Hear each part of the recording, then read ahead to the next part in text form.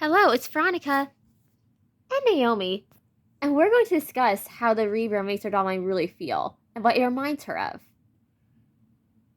If you've ever read enough creepypasta, do you know what a doppelganger is? It's basically an evil double of yourself. That if you were to interact with them in any time or space, something bad may happen to you, or they may steal your life, or they may kill you and try to take your life for themselves. Yeah, that's kind of basic the idea of what a doppelganger is. Another concept used in a lot of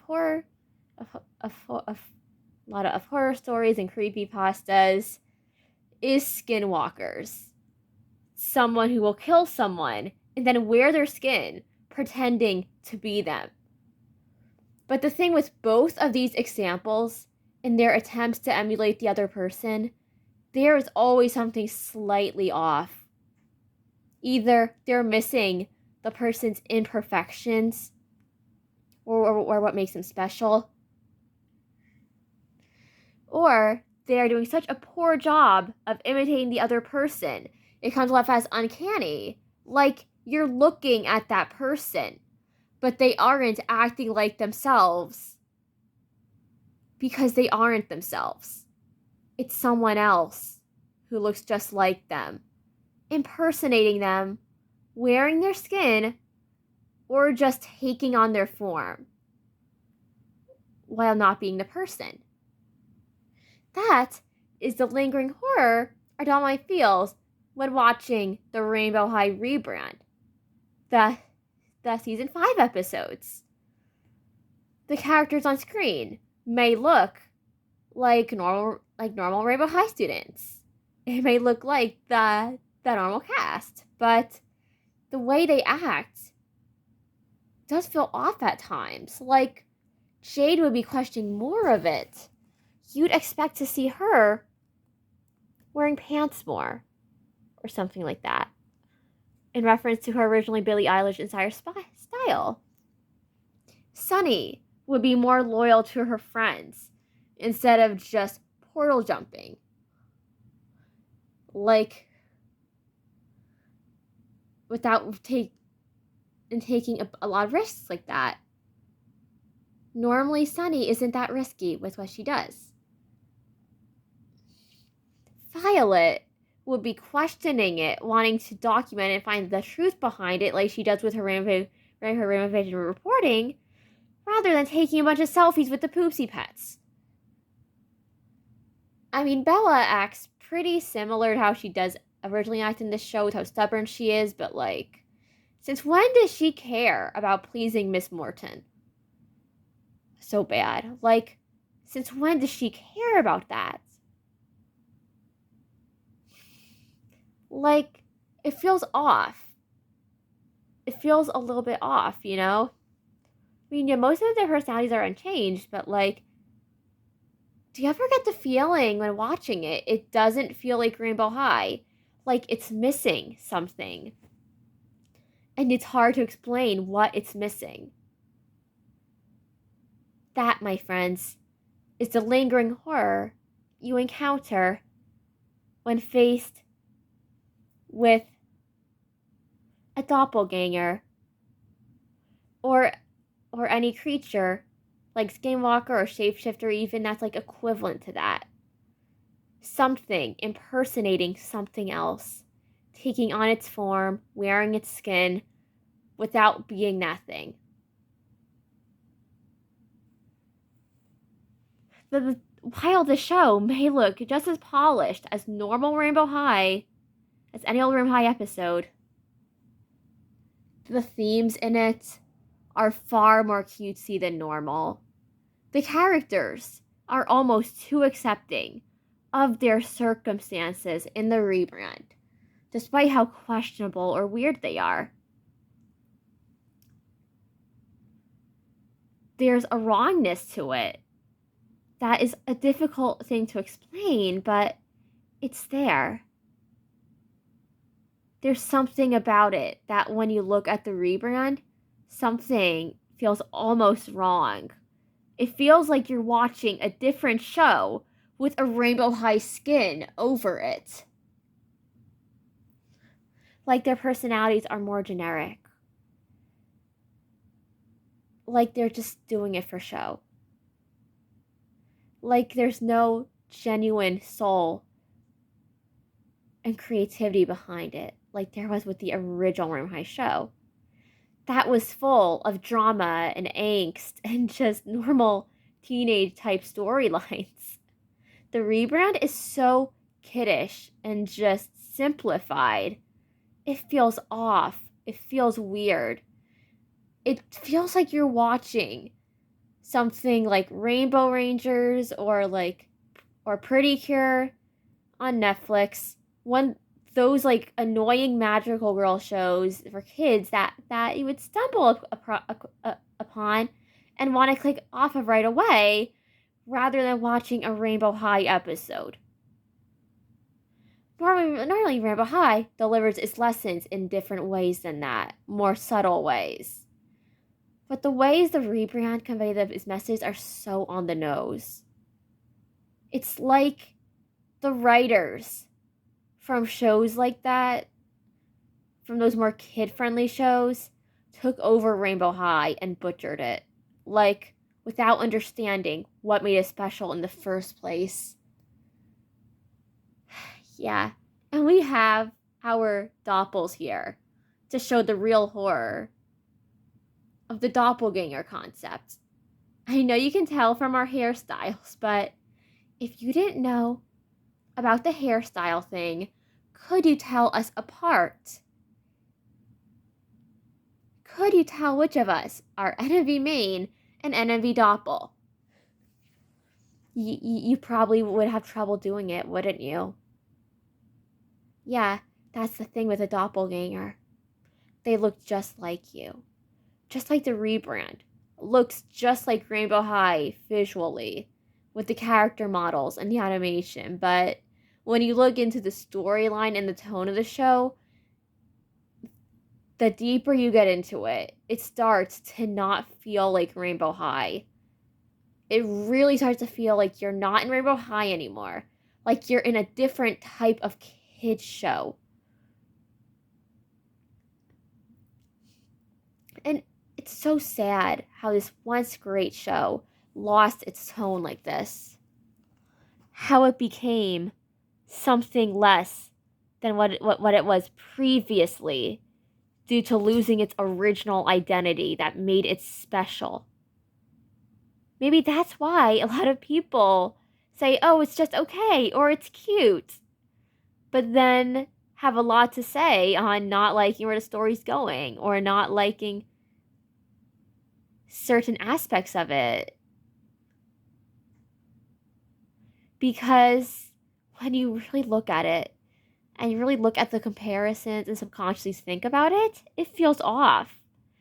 It doesn't feel like you're watching Rainbow High. It feels like you're watching a different show entirely.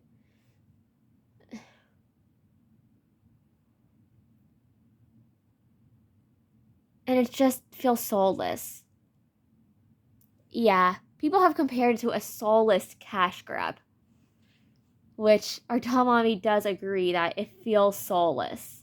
It feels like there's no emotion, there's no empathy behind it compared to the original Rainbow High. Like, they're just doing this to please parents and kids, and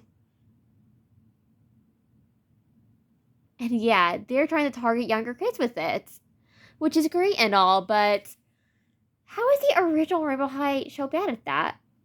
Because it wasn't.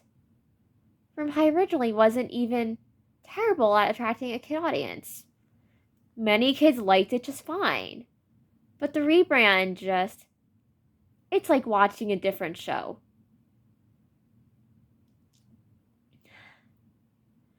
It's like watching a skinwalker wearing the skin of the original Rainbow High show, but failing to capture its spirit, to capture its originality, to capture what made it special in the first place. This is our criticism with the rebrand. It's cute, it's It's fun. It's adorable. But other than that, what really is it? Like, there are a million magical girl shows that could do its messages and themes better. Yeah, there are many that have done it worse, probably, but there are many that can do it better. If you want to watch good magical girl shows, go watch Madoka Magica or Sailor Moon. Or if you even want to watch something about teenage girls saving the world, go watch Ruby. Like, we have plenty of other shows we would recommend over Rainbow High season 5. Like, if you want something with similar concepts of like friendship and teamwork and working together, like, other shows do it better. Other shows do this concept way more justice.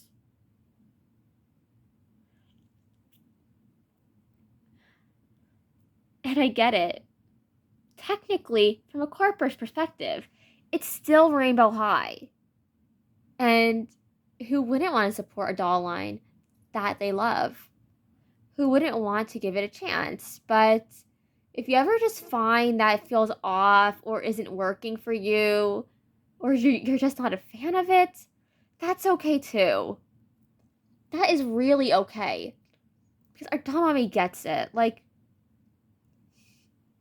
the problem with a lot of reboots for doll shows and why it's so difficult to do them as well as Monster High Gen 3 does it, because Monster High Gen 3 has nice references to Gen 1. It has references its origins. It isn't afraid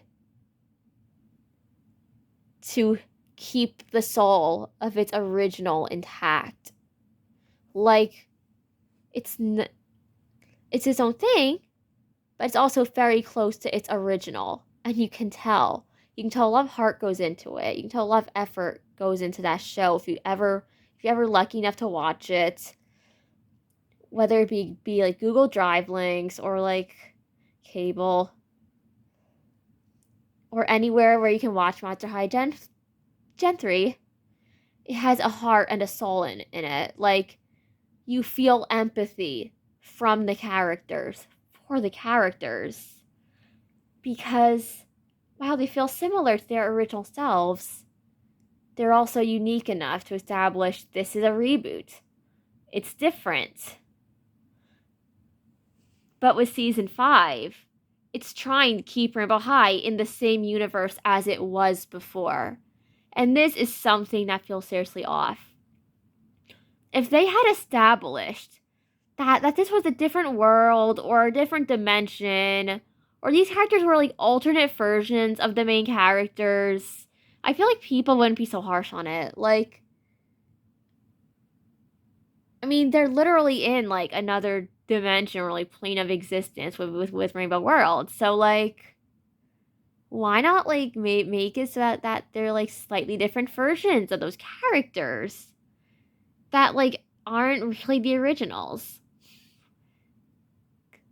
Because, like, if you're really trying to convince us the characters in this rebrand are the originals, wouldn't Sunny be telling Luna all about her job as a shimmer? And wouldn't other characters be doing little things that are normal for them more often? Rather than just getting excited over the next mission and stuff like that? It just feels empty.